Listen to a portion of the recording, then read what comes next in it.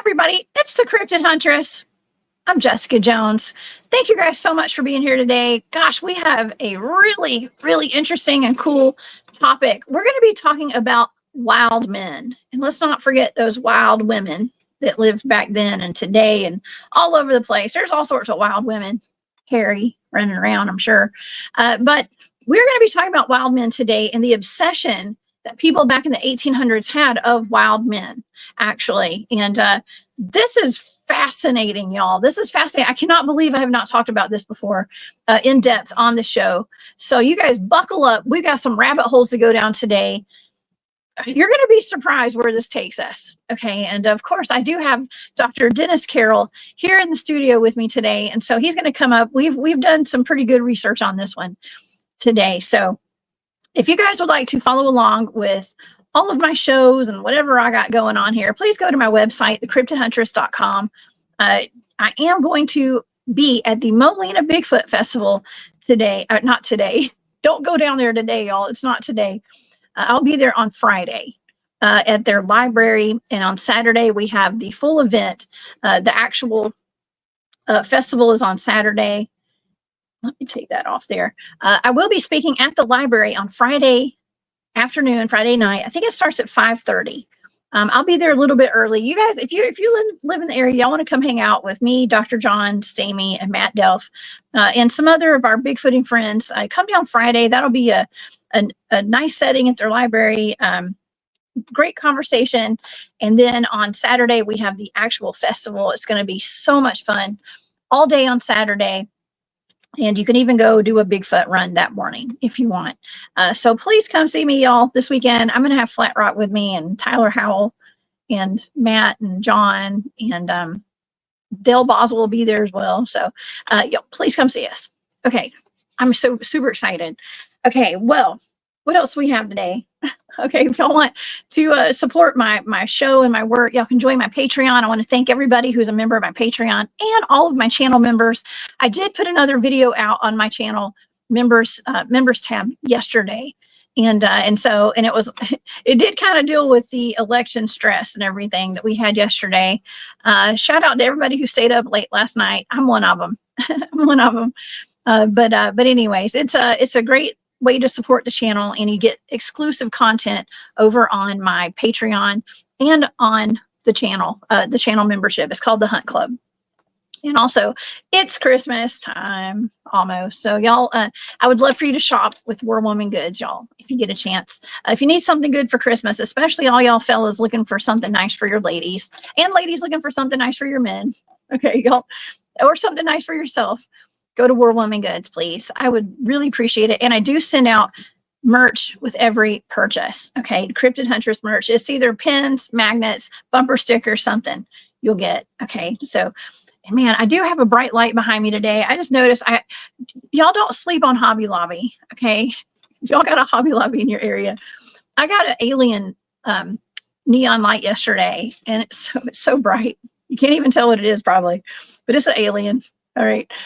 Super bright. I look like I'm emanating yellow today. All right. Well, let's get to the show, y'all. Yes, my printer gave out of ink this morning, so I'm going to be going back and forth here. If I'm fumbling around, it's nothing new, right? Okay. And I got Dennis here, so let's get this show on the road. Dating back from the early 1800s through the early 1900s, throughout the United States and all over North America, newspapers in almost every single city ran articles about wild men. These are strange, feral, human-like creatures that seem to be covered in fur or hair. They were nearly always naked or nude. I say naked or nearly nude. They had hair on them and maybe leaves. I don't know, like Adam and Eve kind of stuff. But they were usually nude. They had a bad temper. And you didn't want to get near them. Okay, they weren't pleasant. They weren't pleasant. Now, the wild men actually fall into about 3 categories. Okay, they have been categorized. And I knew that there was, like the Neanderthal type. There could be feral humans. I mean, we talked about this with Nick Sylvester a couple weeks ago because I was asking if the feral humans that have been seen and experienced in the Smoky Mountains could actually be Neanderthals. or some kind of a wild man. And he was like, oh, you just really can't categorize them because there's so many different types of humans, humanoids, primitive man still, living all in the Appalachian Mountains and all over. So let's go over, before I bring Dennis up, there are 3 types. I want to go over them with you guys today. There's large, hairy, bipedal humanoids that we would probably classify as a Bigfoot, like a type 4 Sasquatch. If you'll remember, I was given that remote viewing target of Paul Bunyan, the man that Paul Bunyan is based off of. I do believe that was a type 4 Sasquatch. A big dude, looks like a human. Okay, so then the second type are feral humans. Okay, they can use tools. They're usually violent. If caught, they speak like a gibberish. They don't speak English usually. And they're usually deemed to be completely insane by our human standards. Okay, like societal, spit it out, societal standards. They're deemed insane. Now that's going to be important for what we discuss later today. Now, in the third category are lost hominids, which are neither a man nor a beast. They're kind of more like a caveman. Okay, kind of like a caveman, but they're not quite as elusive as a Bigfoot. They have some human-like characteristics, like they use clubs, tools, and fire. Okay, so kind of cavemanish there. That's what I envision here. So we're going to really dive into these. Also, I saw Aaron in the chat. Aaron Kane is in the chat today. Thank you, Aaron, for sending me the information on the Georgia Wildman. We're going to be discussing that today. I meant to send you an email before the show and I forgot, but I see you in here, so thank goodness. So Aaron, thank you so much. I'll give you credit when we get to that story today. So we're going to talk about the historical reports today. There is potentially one of the strangest wildman stories ever told that we're going to discuss. That's what Aaron sent to me. Here she is. I see ya. Okay, Aaron's in here. It's about an encounter with an 8-foot-tall wild man in North Georgia. I think it's in Fannin County, if I'm not mistaken, up in the Blue Ridge Mountains. And this wild man was said and known to kidnap women and children. And it was seen with a dwarf and a bull. Okay, so an unlikely trio. Now, I do have Dr. Dennis Carroll here in the chat with me today, or on the chat. He's probably in the chat too, who knows? He's in the studio with me today. And he has over 40 years experience in the field of the paranormal. He studied, researched, and investigated many aspects pertaining to the paranormal and the supernatural with his own experiences. And he's a researcher, investigator of the occult and the supernatural. You can find him on his YouTube channel, Hunting the Shadows. He does have a show tonight, so y'all be sure to check him out at 9 p.m. Eastern. Please help me welcome to the show our good friend, Dr. Dennis Carroll. Hey, Dennis. Good afternoon. The wild man is very interesting to me because in between haircuts, I sometimes get mistaken for him.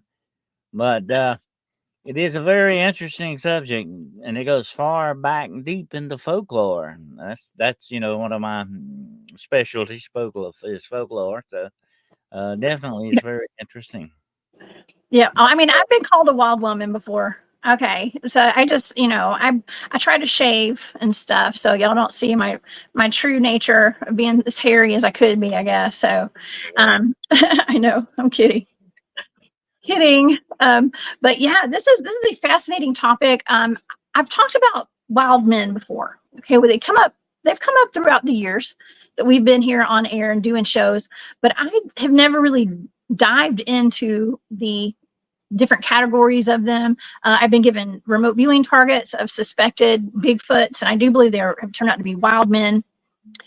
And I think there's kind of a blurred line a little bit between some of these wild men and some of the giants, and maybe even some of the giant skeletons that have been found all over the United States. Well, that's a fascinating thing about it, Jessica. There is sort of a magic tie into these things. But if you go back into the Teutonic times in Germany and the Saxons and all that, you'll see him depicted on their shields and their coats of arms. That's a good representation of him right there. The wild man is thought to be sort of also a spirit of nature in that respect. He very much ties into the Green Man and the personage of the Green Man that you see around Christmas time. He's got the beard and the holly wreath on his head and all that. All of this ties into the wild man, and some of it is connected to Odin, the chief god of the Norse. He was kind of like the wild man. He was sort of like the long hair, and he dressed in furs, and he had a long beard and all that. That's the way he would be seen among humans sometimes. So a lot of this has a lot of very old tie-in to folklore. And I think, and this is my own opinion on it, that this may be I call it an echo of history to the fact that humans once encountered Neanderthals and stuff like that, and that has continued in our memory, our Mhm. sort of a racial memory that we have, and that's why it's so deep in our folklore, and so many stories are told about it. Well, I know back in the 1800s, there were a ton of newspaper articles that described wild men that were found that were attacking, especially women and children. They seem to have a fascination with kidnapping women and children. And so that was in the newspapers quite a bit. And so people did not take kindly to these wild men because they were a threat. They seemed to be kind of Well, like savage, I guess you could call it. yeah, they were very uncivilized. They were sort of That's a good word. anti-civil or antisocial to that extent, and they thought that someone like that, and there have been many cases in back in time in history of people who were raised in the wild by animals like wolves. You know, you remember Romulus and Remus, Mhm. and all this other stuff that went on, and that's where they get the idea for Tarzan. That these wild people or feral people sometimes they would try to bring them back and assimilate them back into civilization, and it wouldn't work. You know, it didn't work. I think there was one in Russia. I can't remember what her name was. She was a Russian lady, and they found her in the wild, and they tried to civilize her and bring her back into society, and it went very badly wrong, and she ended up going back to the wild. But that was where she was happiest at. That was where what she was used to. You take somebody or something like that out of where their atmosphere that they're raised in, they're very uh, precepts and everything, and you put them in a whole different new world, you're going to have a bad reaction. And I think they very badly went wrong with the fact they thought they could put some of these people in asylums and that would straighten them out, or that would civilize them, or whatever the situation. And they were going about it all in all the wrong ways, definitely. Okay, that's so interesting that you said that because I am going to be bringing up some accounts of some of these wild men who were caught and put into mental asylums, insane asylums. And, and I'm going to make this connection today because I think it's really interesting because I've talked about the mud flood. I had Dr. John Stamey on. We talked about the mud floods and all these asylums and the potential human resets and how a lot of people, I mean, like a gigantic, huge amount of people were put into these asylums that seem to be repurposed castles. Okay, so this is all kind of melding together. But they were also not only putting potentially political dissidents and people who weren't going along with the program into these asylums and potentially giving them lobotomies. And, there were probably really some insane people in there too. Well, that But goes wild men too. kind of goes with the fact, Jessica, that all through time, and that's just not a thing that's in our modern time, it goes back into history. Science, certain elements of science have tried to cover things up or tried to change things to the way they want it to be. It is part of their control over society. That's what it's all about. And like you said, with what Dr. Stamey said about, the mud floods and all these other things, they try to cover this stuff up or try to bury it, in that way, because it doesn't fit what they want to establish as control over us in many ways. And I think that even goes to not just events that have happened or even for civilizations, but for individuals as well. If you don't, back in those days especially, And so we're a little more lenient today than we once were. But back in those days, if you didn't fit in the mode, if you didn't fit into the certain thing criteria they thought you should be in, they would do anything drastically to change that, or then to change Mhm. you. That was the way it went. Oh yeah, they would. And okay, let's talk a little bit about how popular these things were. Okay, because I can find a lot of newspaper articles on Wildman in the news. Okay, a lot, and people were, like I mentioned earlier, they're really obsessed, kind of obsessed with Wildman, and people wonder why. Like, what was going on? Were there just a ton of Wildmen? Well, they were. It seems like there were a lot of Wildmen. Okay, but people were finding they love to go to like their main one of their highest forms. Let me spit all this out. I'm having a hard time getting my words out today. They love going to the circus. Okay, like traveling circus, right? And this actually connects to some of the other topics we've discussed on the channel. But they love to go to the circus, and whenever the fair would come into town, the circus would come into town, like Barnum and Bailey's or P.T. Barnum's circus. They would have something that they called like a sideshow. And so they had people that were in these sideshows or humanoids or just strange people with strange characteristics. They used to have, what is it, like the fat lady stuff. What they call today, it's just like normal human, But back then, they had the bearded lady. They had people that could stick knives down their throats and swords. But they also had the hairy men, the beastly men and women at some of these events, and so they would. Some would say they'd try to catch these wild men to put them in the circus.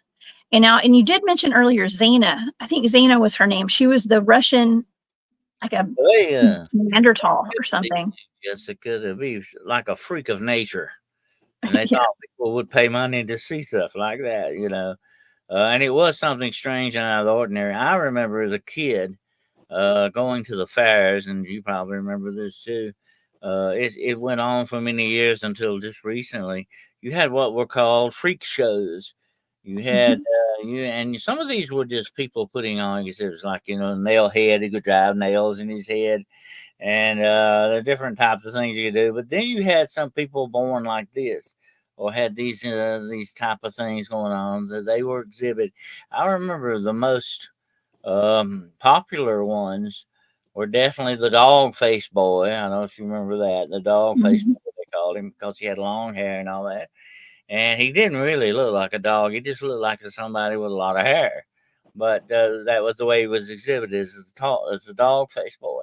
And you had all these different freak shows. They were making a lot of money on these things. Okay. And that was the showmanship back then. And of course, we live in a different age now. We look a little bit slightly different upon these things. But once upon a time, these were, like they said, freaks of nature. They thought this was something people would definitely pay to see, something out of the ordinary. Absolutely, no matter what. And I think that goes with the so-called wild man too. They're back in like the 1800s and all that. If you'd have come up with someone like that, they would end it up in a freak show very quickly, because they could make some money on it. Oh yeah. If they could be tamed enough to get into or I guess they just had to put him in a cage. I mean, it just sounds it sounds terrible. Now the last picture I showed are two fellas. I think they may be brothers out of Mexico, who are actually in the circus. I'm sure they get paid. Okay, they probably weren't forced to be in the circus, but they were in I think it's called the Mexican International Circus is what that was. And that does remind me of the Werewolf Springs train crash back in the day, where it said that the train crashed. The circus performers escaped or got out of the train, and the only two, let's call them specimens, that escaped were the two wolf men. Here's the interesting thing, and I've done tons of research, over the years, and I've been doing this for over half a century now. And what fascinates me is that from town to town, and in different time periods, you have the same things. You have reports of wild men, and then you have also werewolf reports going on. You have these different, almost every small or regular sized city had these reports. I mean, I live in a town right now that had a werewolf back in the werewolf sighting back in the 40s. Okay, that made the news. It was on a newsreel. I'll have to show it to you sometimes. Very interesting. Anyway, you have this going from town to town. You have werewolf sightings. You have Wildman sightings. You have the witch sightings, and all these different things. That would have fascinated people. That would have been great stuff for the newspaper articles, because they were always looking for something to keep their circulation going and to keep the money coming in. And you could tell a story about a wild man or a werewolf or an ape. Well, there's a lot of stories about devil monkeys that people have seen. We need to do a show on that sometime. That's a fascinating thing. Devil monkeys are wild. Anyway, you have all these different things that pop up from town to town. Rather, I'm not going to say the little small hamlets or just a couple of store buildings. I'm talking about the bigger size towns. You had this because they were also in the circuit of these circuses and fairs that would come through, these shows that would come through, and that's how they made money. But they keep this stuff going time after time after time.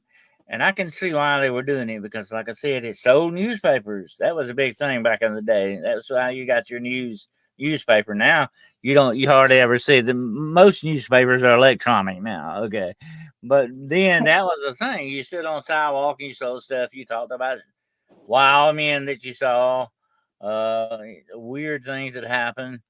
To me, that makes sense when you think about it. No wonder it keeps popping up. And I have read so many, hundreds of accounts of these things being seen in different towns across the South, especially, and around the Appalachian Mountains. This was very prevalent. Yes. I thought it was mostly over the South. Okay, because I hear about all of the local Wildman reports from Georgia, Tennessee, Kentucky, West Virginia, Florida. Florida has a really famous one. South Carolina has them. Alabama has a wild man. Okay, so I thought it was mostly the South, but when I started researching this, I'm finding reports in Washington. Okay, all over the West Coast, actually. Now, I found something really interesting too. Is that when I was talking about the different categories of the wild men, one of the categories includes feral humans, who are basically humans who are deemed to be insane. Okay, now there's a really interesting case out of Washington, and I'll go ahead and talk about that first. I was going to talk about it last, but let's go ahead and talk about it because this was a man. Okay, he actually, let me find his name here. Okay, I'm sorry. Usually I have my notes printed out. I'm having to scroll. Okay, so this is from the Wild Men of Wynoochee. Wynoochee, I think is how you say that. Before I go further, I want to thank Maureen. Thank you for you and Gus, for that super sticker. I appreciate that very much. Yes, y'all hit the like button, please. Thank you.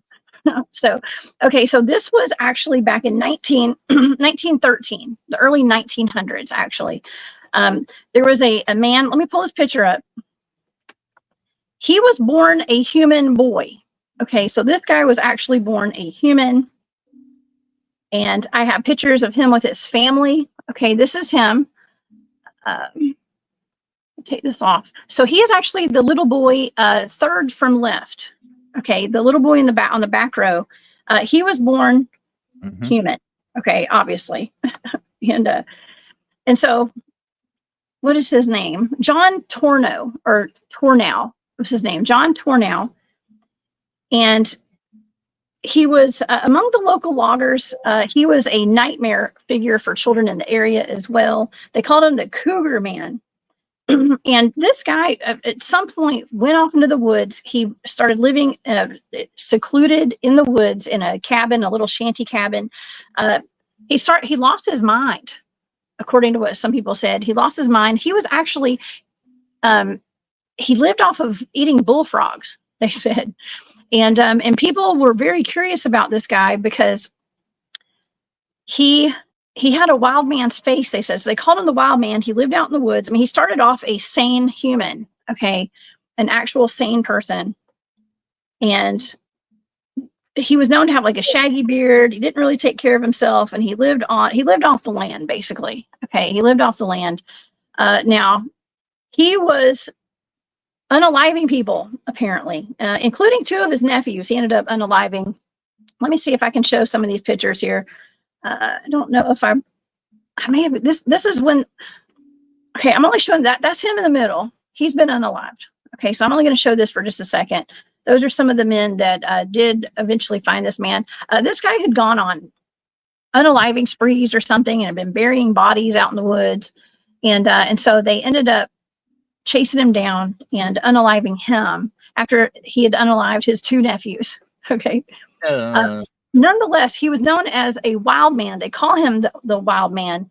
And so I did want to point that out, that it's not just all like Bigfoot type wild men when people are referring to wild men from the early 1900s and the 1800s. If due to some mental illness, you definitely had this kind of turn of mind and you went out into the forest and lived like an animal, people would look upon that very distinctly as some type of mental illness. And there might be definite mental illness involved in some of that, definitely. But they were unfortunately going about treating it the wrong way, other than what we would do nowadays in that situation. But Jessica, down through time, there's been a lot of rumors of feral people, being out. We've done shows about that, being seen out in especially the Appalachians and different areas of the wilderness.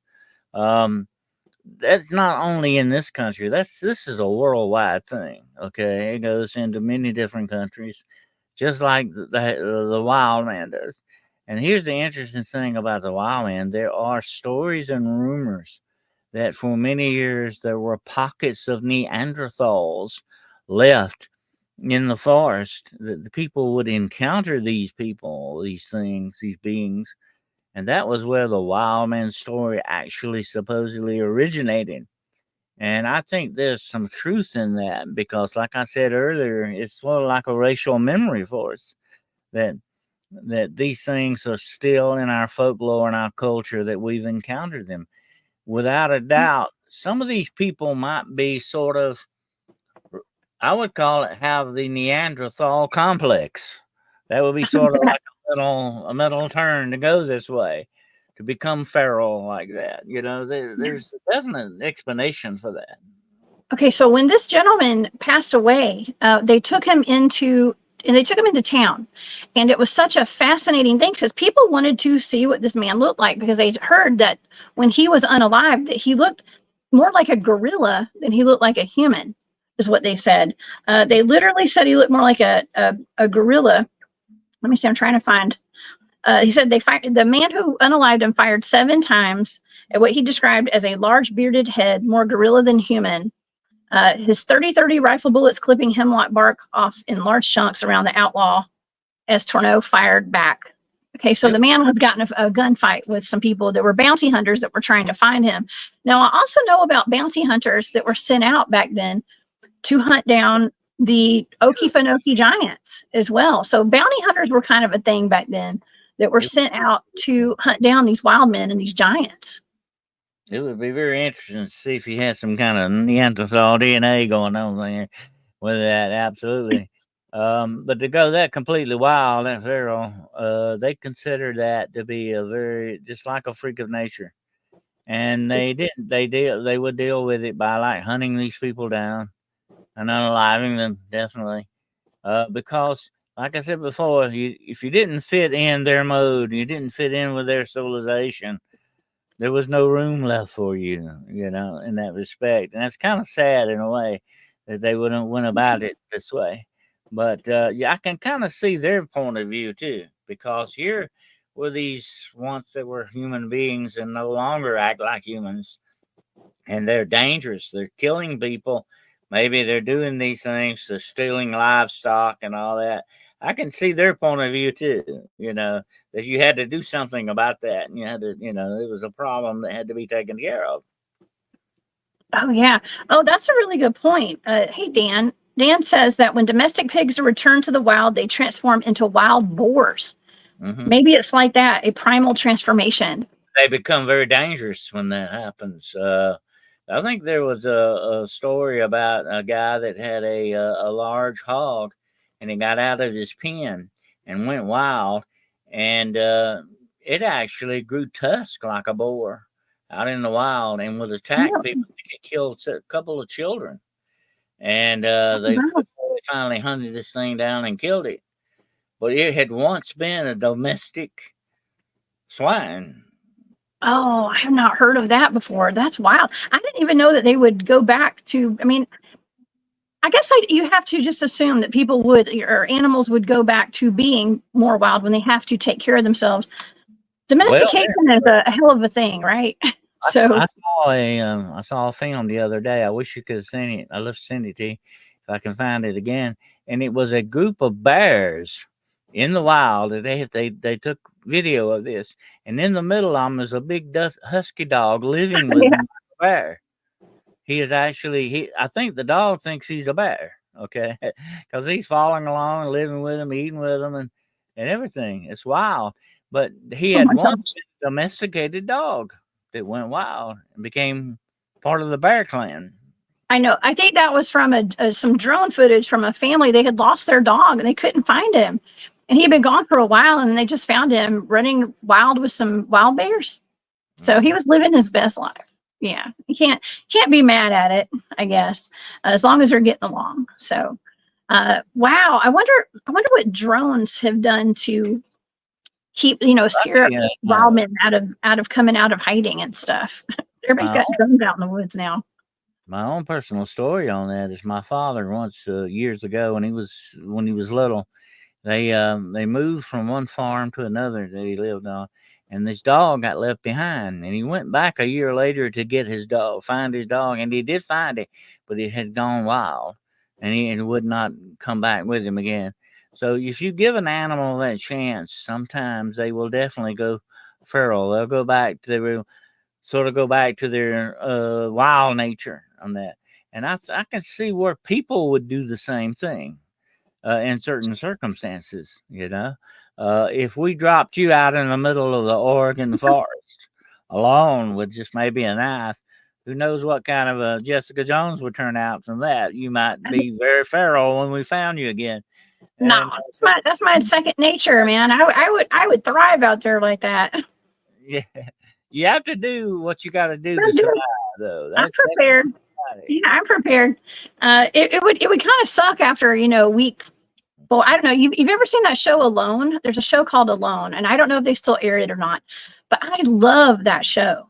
And it's where they would actually take people by helicopter, I believe, and they would drop them off in the middle of these desolate areas to survive. And it's like whoever stayed out there the longest won. That's They're training. the winner.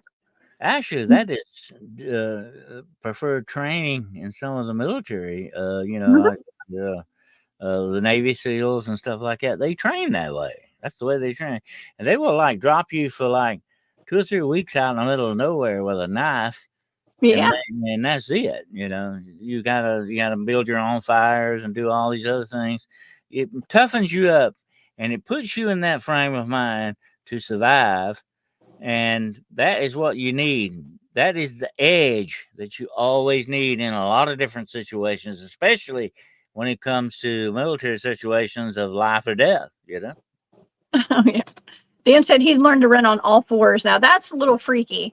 It's crazy watching people run on all fours. That's really weird. Now I would be great out there during the daytime. Now at night out there by myself, it would be a whole other ball game. Knowing what I know, knowing all the creatures that are out there, and not having a weapon. I mean, you'd have to have a weapon. I'd make a weapon. I'd make weapons. Okay, that's not an issue. But yeah, my preferred method of protection would be a pew pew. Okay, so anyways, I digress. This is let me go to some of these Wildman reports, because there's a lot of them, and I think these are really significant. And so I just wanted to kind of go down the list of a few of these.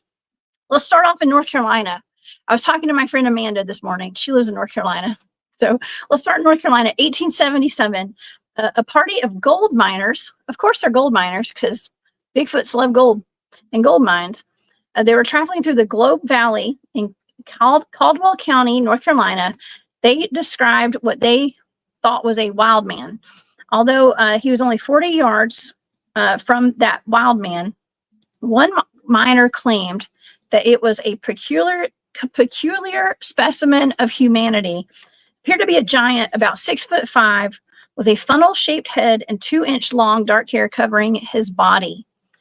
When he spotted the miners, he pounded on his chest like Tarzan, by the way, before turning and bounding off into the woods with the speed of a deer.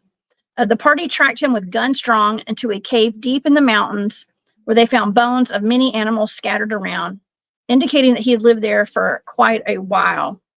Now, they said that it was, super similar to hundreds of other reports from the Southeast. Let's just say the Southeast for right now, because we're kind of focusing on the Southeast, especially following the Civil War. Now, I would assume that the Civil War probably stirred up a lot of wildlife, I guess, with all the shooting and all the cannons going off and all the fire. It had to have put everything into a tizzy. So maybe that's why there were a lot of wildman reports after the Civil War, Dennis. Would you agree with that? Yes, matter of fact, there have been a lot of reports from the Civil War or directly after the Civil War. People actually going feral, going into the woods and living off the land. Here's the interesting thing about that, since we've mentioned mental illness earlier. The war can affect you. War can affect you mentally in many different ways. And I think some of these guys might have been suffering from, shell shock and stuff like that, traumas that they went through, changed them and turned them into these things. It's very interesting. This whole thing is very ancient. It goes way, way, way back. Look at the biblical story of King Nebuchadnezzar. He was turned into an animal by God. For 7 years, he lived like an animal out in the forest. 7 years before he got back in his right mind again. This thing has gone on, I think this can be sometimes, I'm not saying every time, but sometimes a definite mental illness thing going on here. That these people have been through trauma or something that has really changed their mind. I know my great-great-great-grandfather, who fought in the Civil War, was never the same after that. He was actually held in a Yankee prison in Elmira, New York, where they said that it was very inhumane conditions. Of course, all the prisons back in there, north or south, they were terrible places. And when he got out, he actually had another family up north that he had. And then years later, came back to the family in the south that he had. And they thought he was dead. All that time, they thought he was, unalive by the Civil War, but he was alive. Anyway, that's what the war can do to you mentally, And that happened right after the Civil War. A lot of people had problems like that. And some of them went to the wild. Definitely. Oh yeah, this is terrible to say, but it was my great grandfathers were in the Civil War as well, and one of them, when he finally made it home, he had scarring all over his body from his head to his toes, where they were all starved nearly to death, and so some of the men tried to eat him. They were all trying to eat each other, like cannibalism, because they had no food, and so he had scars all over his body from that. Yeah. Okay, well, speaking of the Civil War, I have a really good wild man story from the Civil War. In 1871, now I believe this is in Tennessee. Okay, Tennessee. I was just up there at the Squatch Out not too long ago. It says the wild man was rounded up by a squad of citizens near Morgantown. Oh, this is West Virginia, actually. West Virginia, described as half man, half beast, covered in rags, with long brushy hair, giving him the appearance of a gorilla more than a human being. The wild man said his name was Thomas Foley, a native of Ireland. Foley had lived in Connecticut for some years before fleeing for the wilds of West Virginia, where he had been for only 2 years. After one of the squad leaders brought him home and dressed him in nice clothes, he took an opportunity to escape and bolted into the mountains, tearing off his clothes as he ran. The wild man, who supposedly captured 5 members of Braxton Bragg's Confederate Army in Tennessee, was reported to be one Bill Payton, who refused to join the Confederate Army and took to the hills to flee the home guard. Okay, so they sound like gorillas, but they're humans. Mm-hmm. Okay, so it seems as though they lost their minds. I think the one reason why that you hear a lot about hairy men, as they call them, and there used to be a very interesting story I used to tell kids about that, called about Wiley and the hairy man. I think the interesting thing about them being called, I don't think some of these may have been covered with human hair. I think a lot of these guys were wearing animal skins, and that might have made them look more like gorillas, or like they had a lot of hair all over their bodies and all that. Because animal skins, that's the number one available clothes out in the wild. Okay, you can't dress with fig leaves and all that; it's not gonna last long. You got to have some kind of covering.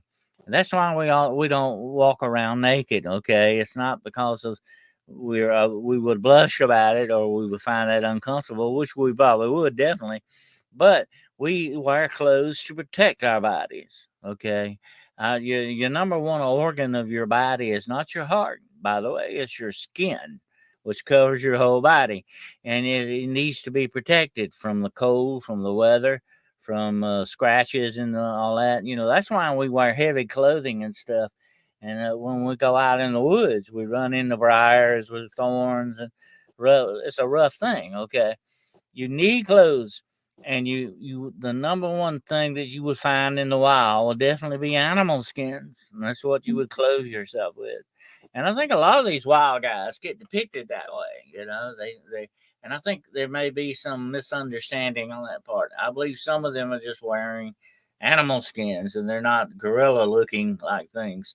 That would be definitely what feral people would do, without doubt. Yes. Wow. Aaron has an interesting comment here because we just covered the Chickamauga Old Green Eyes with our friend Greg Smith, who came on the show a few weeks ago. And she says there is a report of a Neanderthaloid couple in Chickamauga. That's where Old Green Eyes is. And the woman did walk on all fours, but most likely this was a function of the terrain in Northwest Georgia. Oh, okay. Oh my gosh. That's wild. I'll have to look into that a little bit more. Aaron, you've got some good info. Okay, good intel. I appreciate it. And not too far from there, we're talking about the kind of East Tennessee area too. I mean, that's Chickamauga's right there at Chattanooga, Tennessee, and I have another account from 1896. I've always Old Green Eyes to be demonic in many ways. Yes, I think so. I think so. Are drawn to battlefields and places of the dead like that and all that. I think that's got a lot to do with it. But there are also other reports of other strange things being seen around there, not just Old Green Eyes. There's some other stuff going on around the Chickamauga area, definitely. We'll make some good, interesting research. It does. I can't wait to get up there and do some research. I'm gonna go out and do some research with Greg and his people up there. Okay, so in 1896, I would advise you to take certain spiritual precautions when you do that, because it sounds very demonic to me. I will consult with you, Dennis. Okay, before I go up there, I promise. Thank you. Okay. All right. So in 1896, Forest and Stream published a sketch, "The Wildman of Chiloe," a gruffalo-type creature with talon-like fingernails and toenails, tusks instead of teeth, and hair and a beard to his waist. 4 hunters encountered the naked man in the forest of East Tennessee, and after following him back to where he lived, they attempted to seize him and haul him back to Cleveland, Tennessee. But the man used his brute strength to overpower the men and run. A posse later returned for the wild man, captured him, and sent him to the insane asylum, where, according to the report, he now reposes in comfort. That sounds very Neanderthal to me. That sounds very much like a Neanderthal. That would be interesting, Jessica, to wonder about that there might be pockets of Neanderthals that still exist in our world in very far out, places. A lot of areas are virgin forests. We have never set foot in some of these places, especially in Oregon, Washington, places like that, certain parts of California, that no man or woman has ever been in. There could be anything out there. And what if there are some remaining pockets of Neanderthals out there? That's fascinating to think about. Yes, it's really quite disturbing, actually, when you think about it. But okay, let's see. So they mentioned Cleveland, Tennessee. Now, I believe Cleveland is the same area where this, it is. It's the Cleveland Banner. Okay, so Aaron sent me this, what we're about to talk about right now. Now, I did some digging. I was trying to find the actual article online. I couldn't find it, but I did find that this Cleveland Banner does exist. Okay, this newspaper, they've been around since the 1850s, I believe. Okay, or maybe even before that. And so this is just like has nothing to do with what we're talking about today. But I did want to pull it up. I think they went into business in 1840, 1850, something like that. And they did report on Wildman. I'm sure they did. They're in East Tennessee. I couldn't find the exact article online though. But let me tell you what Aaron. Let me recite what Aaron sent me. Okay. So Aaron said. So there's this. She sent me this. She said this is the weird sighting. Was never able to verify the existence of John Harecrow, but David Ballou Jr. was a real person. My interpretation was the first report was true. The second may not be full and maybe not fully true, but there may be bits and pieces of truth in it. Okay, so let me get into what we're talking about here. So on May 23rd of 1873, in the Cleveland Banner, that magazine or that newspaper, which I do believe they've been posting, they do like 3 releases a week. Okay, so like they print three times a week. They've been doing this since the 1800s. They wrote an article called Monster at Large. Okay, and it says, somebody wrote in, said, "Dear sir, the horrible sight of a hairy man has been seen in Fannin County, Georgia," which is actually right near Chickamauga. It's not too far from all that, but it's if you're at the very tip of the top of Georgia, it's the county right dead center in the middle, right by Tennessee. Fannin County, Georgia, he is wild and monstrous. He has been seen in houses carrying off women and children. He is 8 feet high and is covered all over with black curly hair. He started from a house lately with a woman in his arms. But the approach of 2 men, she was released. The settlement has alarmed and pursuit given on horseback. After a hard ride, the monster was overtaken and a terrible fight ensued in which a man by the name of John Harecrow was unalived, and a horse had his tail torn off, and the pursuers were forced to retreat and leave the field in possession of the monster. The settlers are arming themselves with guns and watching for him. He makes his appearance just before in time of a rain. Okay, so right before it rains is when he usually comes out. It says, yours truly, David Ballou Jr., Wolf Creek, Cherokee County, North Carolina, May 13th. All right, so this is interesting because then the Savannah Morning News, which is in Savannah, Georgia, over on the East Coast, put an article in their paper on June 4th of 1873. We copy the following from the Western Press, where it is highly popular. The wild man in the woods has made his annual appearance once more, and very early he brings this time in Fannin County, Georgia. He is represented to be 8 feet high, and in a recent fight with some citizens who attempted to capture him, he killed one of them as represented and tore the tail off a horse. On June the 12th of 1873, the Cambridge City Tribune, which is in Indiana, wrote, "The wild man in the woods is in Georgia now. He has got to be 8 feet high and tears out a horse's tail with one turn of the wrist." Okay, so this was spreading. This is how news spread, of course, like it does today. And then in the Cleveland Banner, this interesting article came out. Now this is weird, Dennis. This is so weird. And I'm gonna read this full thing. I think the audience deserves to hear this one. Okay, it says, "Dear sir," this was written in the newspaper. "The horrible sight of the hairy man, given an account in the Banner 23rd Ultimo by D.A. Ballou, is creating a wild excitement in this county. And still more horrible to relate, there have been seen in company of him a dwarf man and a large wild bull. The dwarf man is slightly inclined to be hairy. His eyes look like balls of fire. He appears to be about 5 3/4 feet high, very lean and supposed to weigh not more than 36 pounds. In breathing, he makes a small whistling noise through his nose and can be heard 1/4 mile. The strange breathing is so loud as to warn the excited women and children of his approach in time to hide. The bull is supposed to weigh over 2,000 pounds, is wild and furious, and can run as fast as a fleet horse. The monster hairy man, as Baloo informed you, is 8 feet high and about 400 pounds and is equal in speed and strength to the bull. The dwarf and bull seem to be under the supreme control of the hairy man.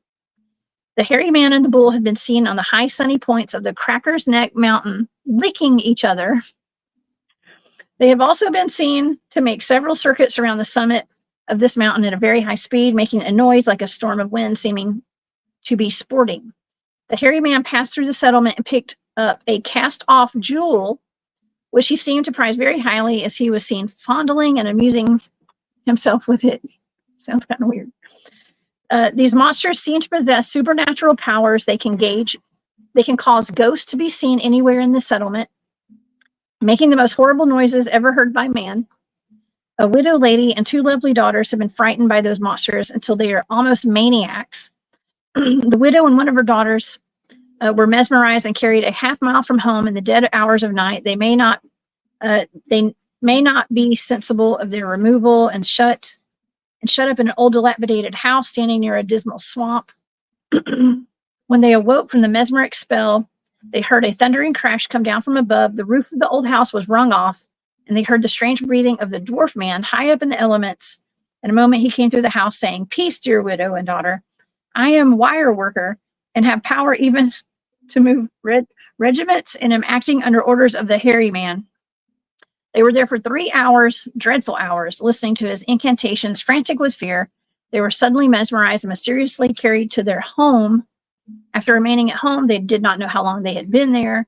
The spell was removed, and they heard strange breathing on top of their chimney, repeated by incantations. And on opening their eyes was the monster hairy man with his jewel.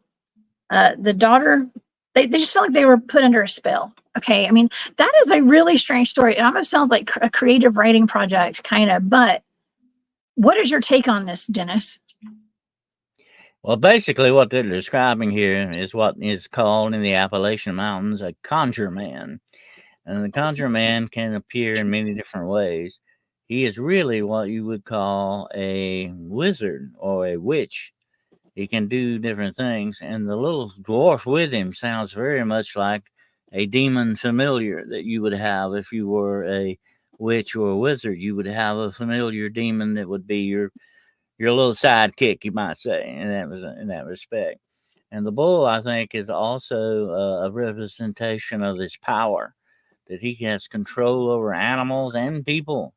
And you hear about him doing incantations and all. This is a long history in the Appalachians about the conjure men. They were feared by the people, and they were very afraid of these things because they were sort of like witches on steroids. Okay. They were very bad guys to deal with. And they could be a conjure man and they could be a conjure woman. Okay. You had both sides of the coin there. But they could do things extraordinarily more so than your common witch could do. Okay. And that was the way these people looked on it. And that is a definite account of a conjure man. Now, the conjure man is also described in 2 ways as having a lot of hair and a giant. He's always big. He's always like 8 or 9 foot tall. And he can be hairy, but he can also be wearing a hairy coat that you can take off, like a long coat that you can wear. It's sort of like a camel hair coat type thing. Anyway, that is the way he's often described. So what you've got there is an account of a conjure man. Oh, wow. I love that. I've not heard of that before. So that makes total sense. So this could be some truth. I mean, like Aaron was saying, there's no, one of those people is a fictitious person potentially.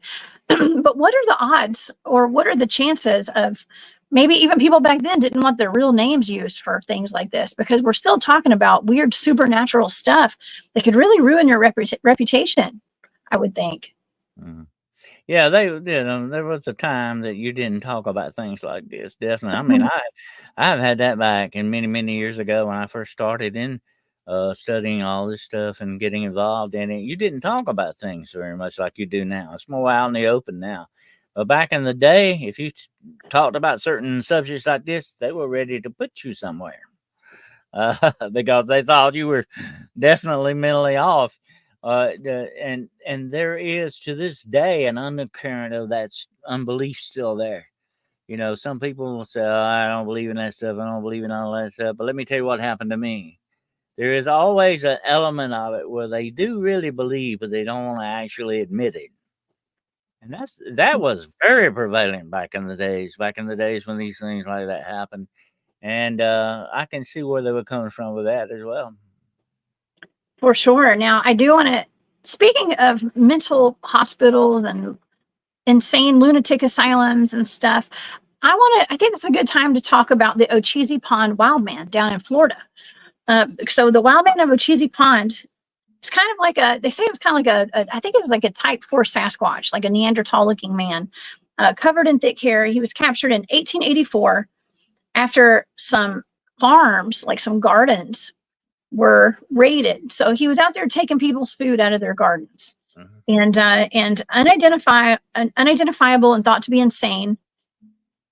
They caught him in the pond. Like he used to go take baths in the Ocheesee Pond, and I have pictures here. Let's see. This is okay. So here's the actual pond. It's more like a swamp. Okay, it's the Ocheesee Swamp, in my opinion. I mean, I would not personally go swimming in that because I know there's alligators down there. I have swam with alligators before. No, yeah. But I wouldn't today if I didn't have to. So there's that. This Ocheesee Pond Wildman was actually captured. Okay, I think they caught him while he was in the pond, taking a bath one day. And they took him to, from what I can remember, they took him to the state capitol in Tallahassee. It's either Gainesville or Tallahassee. I think it was Tallahassee. And put him in front of the governor. The governor said, "Oh, hell no, I don't want anything to do with this." And shipped him off to the Florida State Hospital. Now, this is actually in Chattahoochee. Chattahoochee, this is a picture from 1913, which I find this interesting because if you look at that picture of this old hospital, it looks really old, but it also looks like it could have been a castle. All right. Well, I'm just saying. It's kind of like prisons. And this is where you sent people you didn't want to deal with anymore, no matter what the situation was. And I think a very famous reporter, Nellie Bly, actually did an expose on the insane asylum. She got put in one on purpose to see what was going on in the inside and how they were treating people. And there were horrific conditions in these places.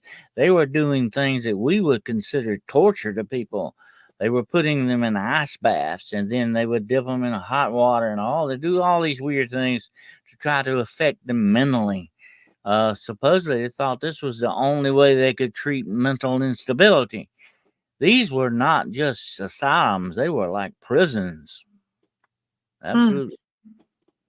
Yeah, it's very sad. And lot of people were put into these mental asylums that probably didn't need to be there. They really didn't, especially women too. A lot of men, when they get tired of their wives, they throw them in the mental institution. That was the fear that they had to live with back in those days. I mean, if you were to say the wrong thing or maybe breach the wrong opinion or the wrong belief in something, like say, oh yeah, I believe there are witches or stuff like that.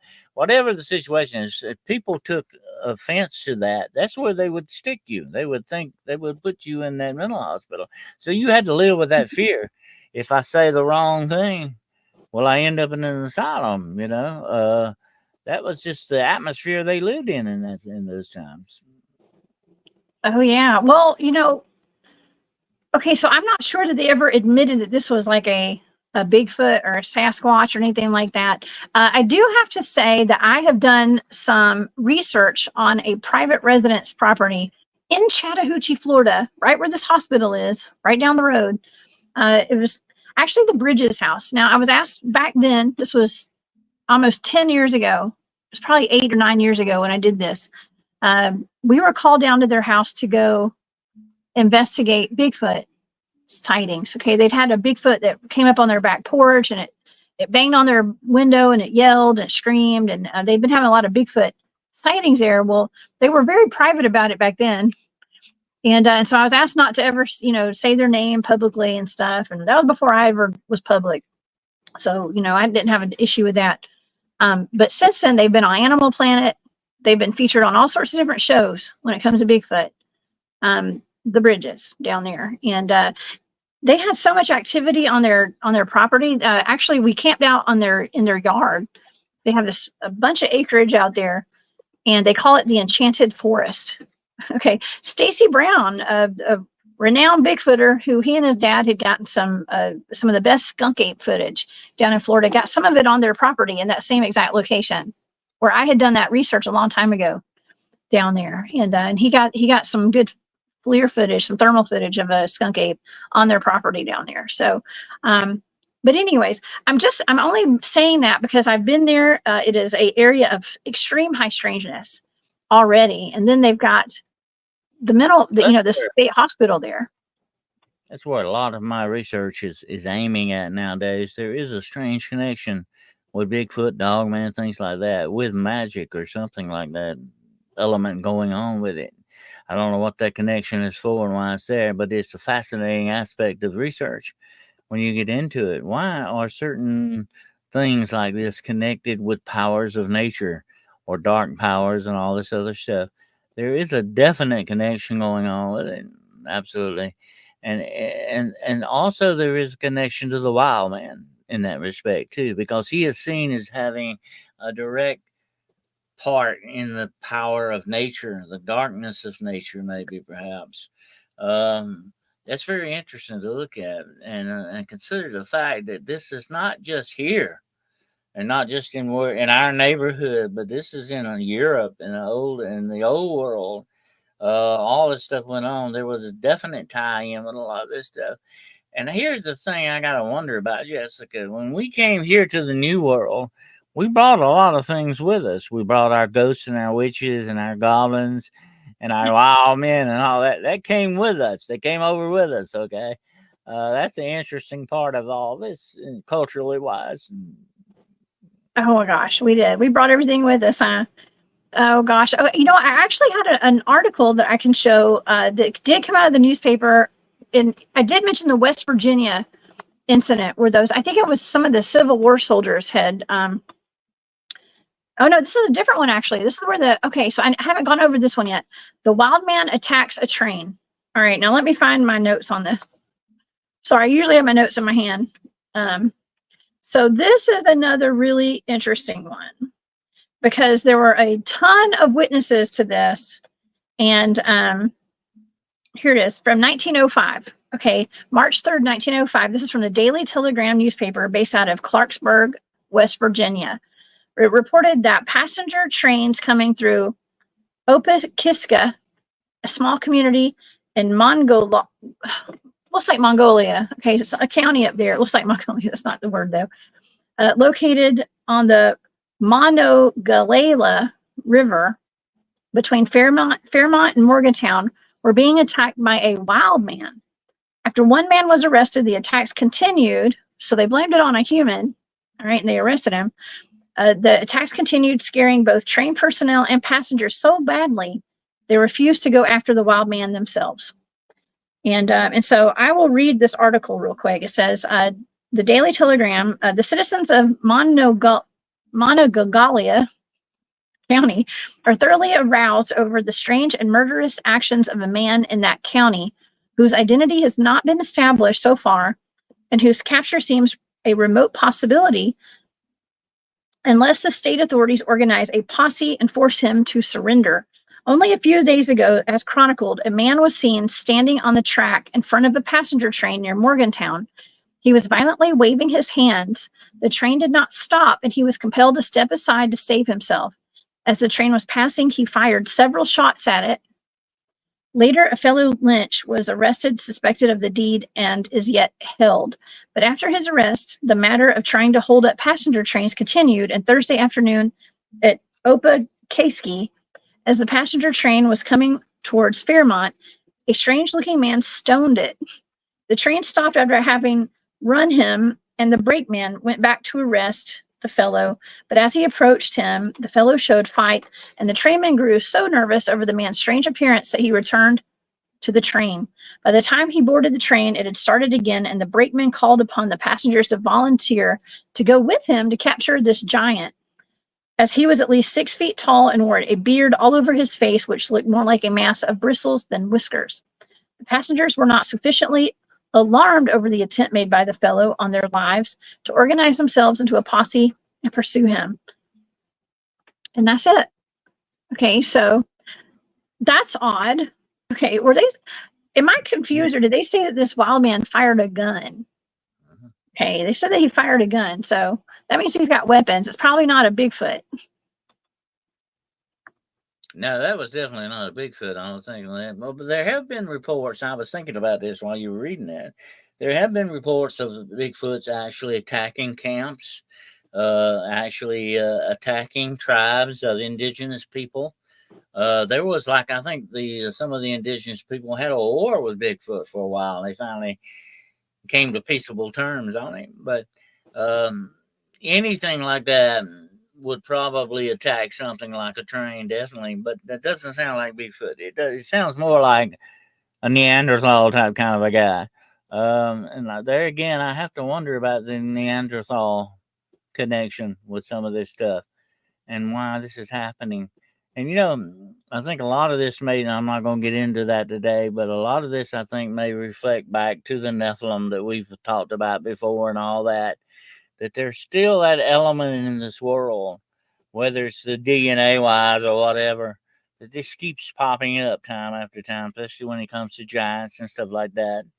And why are these things always bigger? When they talk about these things, they're always big. They're giants. They're more intimidating that way.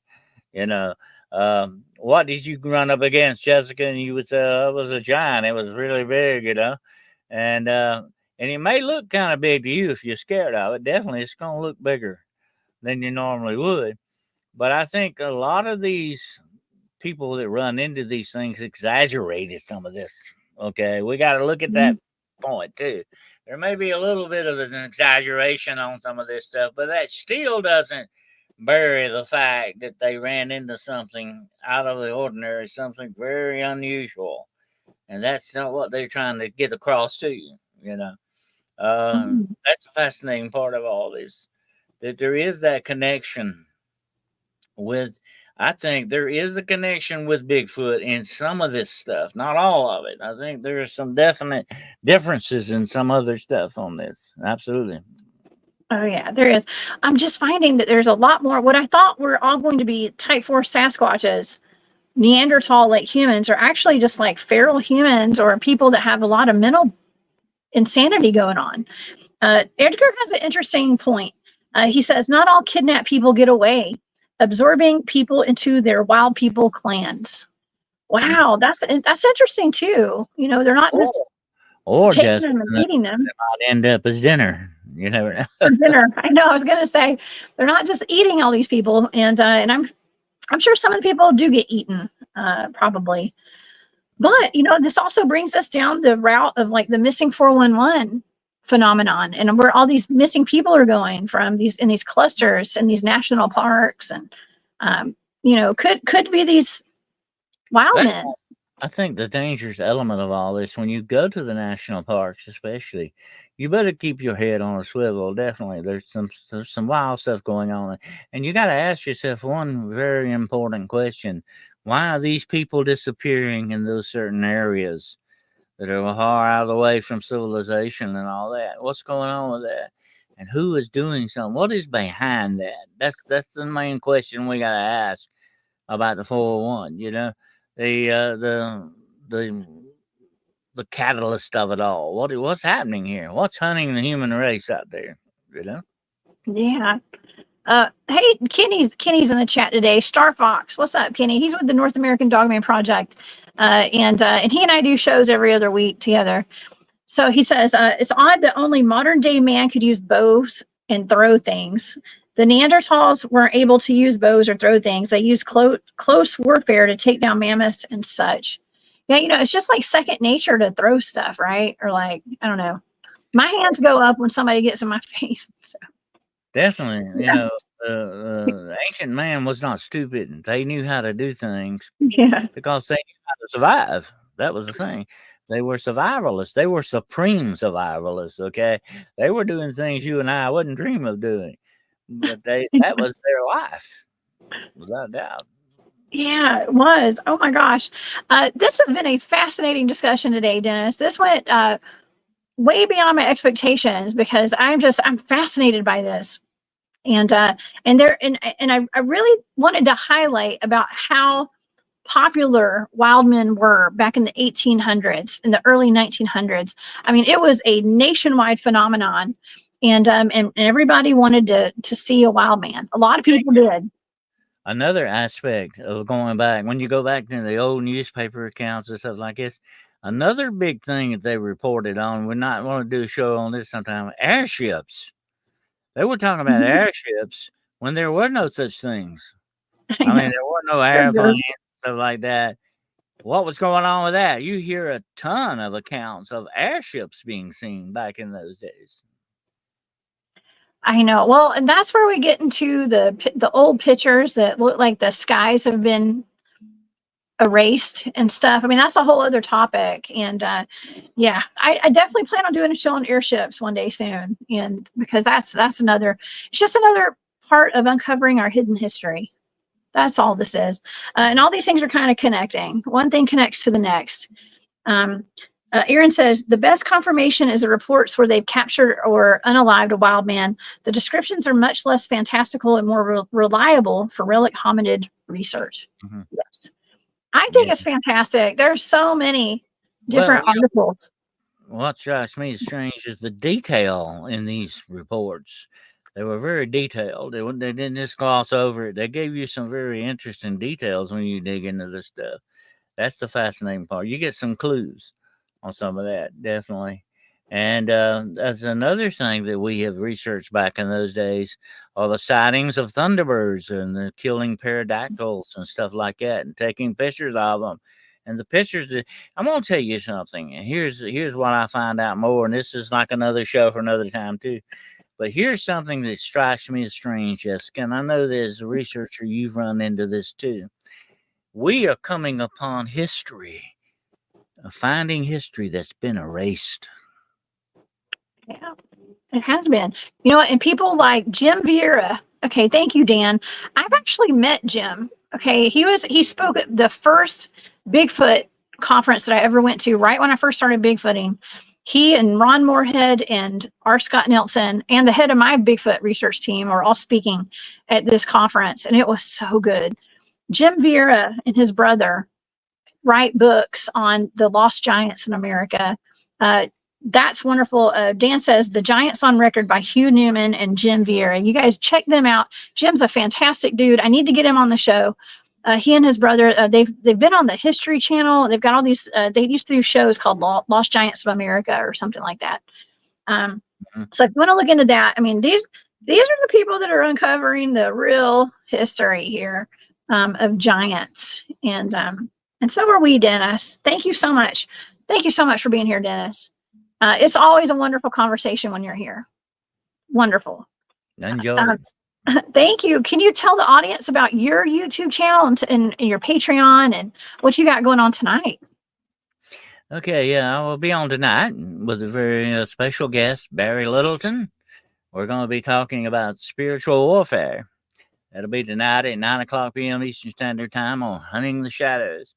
I also have another show Friday night, 9 o'clock p.m. Eastern Standard Time, called Paranormal Point of View. We talk about all things connected with the paranormal, movies and books and stuff like that. We get into a lot of discussions on that. And also Monday nights with my good friend Gerald Fountain, I do a show called The Road Less Traveled. We talk about the offbeat subjects and stuff on there. Last week we did mounds, and it was a fascinating show, so check it out if you missed it. And my Patreon is Hunting the Shadows podcast on YouTube. That'll be Hunting the Shadows podcast, patreon.com. Okay, check that out, and you can become an official shadow hunter on there. Oh, that's wonderful. Awesome. Well, I always try to catch all your shows, Dennis, and I got two of my favorites on tonight. So you got Barry on there with you, and Barry's actually been in the chat today. So Barry, thank you for being here too. in the chat. And everybody who's been in the chat today, you guys just are amazing. Like, it just really accentuates the entire show having y'all here, and everybody putting in these wonderful comments. I learned so much from my chat, Dennis. I really do. They all deserve their own shows, every one of them. And I also want to thank big time Aaron Kane. Thank you so much, Aaron, for sending me that information. Aaron sent me that email in regard to that weird story of the Wildman, the dwarf, and the bull. Okay, so wonderful, wonderful stuff here. And Dennis, we will see you tonight over on your channel. And I hope you guys will come back and see me tomorrow night for a remote viewing show. I know Barry has given me a couple of targets. Maybe we'll do one of those tomorrow. And I'll let y'all know either tonight or tomorrow what that show is going to be on. But if you'd like to see the data for whatever we pick, please join my Patreon for all that information. So, yeah, and then I'll be back on Saturday. You guys come see me at the Molina Bigfoot Festival in Molina, Georgia. I'll be there Friday night at the library and all day Saturday at the festival, talking about Bigfoot. All right. All right, Dennis. Well, thank you again for an awesome show. I appreciate you so much. Fantastic. And I enjoyed it. Thank you. All right, everybody, stay safe out there. Keep your head on a swivel. Watch for wild men and wild women. Okay, always watch your six. All right, I'll see y'all tomorrow. Bye, y'all. Bye, Dennis.